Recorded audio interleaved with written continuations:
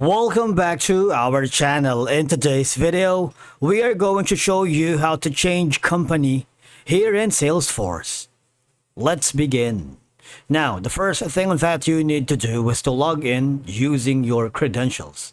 If this is your first time in Salesforce, I want you to click the sign up option.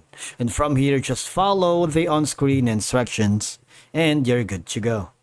Changing the company name associated with your Salesforce account typically involves updating the company information in the organization settings or updating your profile details.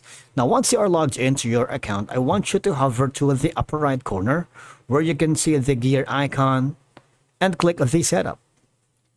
In the quick find box on the left, right here, type in company information. You see that? Click on it, and there's going to be the organization's name or the company information, which is going to be this one, organization name, right here. You see this one, company information.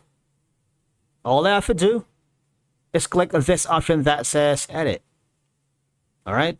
And of course, from here, all I have to do is change the company name, the primary contact, division, and a lot more. All right. So these are going to be some of your options wherein you can change the company information. This change will be reflected across the entire Salesforce org, affecting how the company name appears on licenses, billing, and other official records. All right.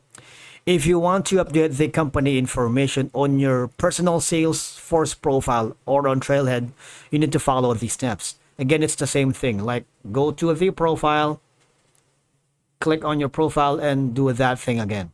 Now, if in case you are having problems changing the company name or the organization name here in Salesforce, I want you to click on the Salesforce help, click the get support, and from here you would be forwarded to another link wherein we need some intervention from the support staff on how to fix it.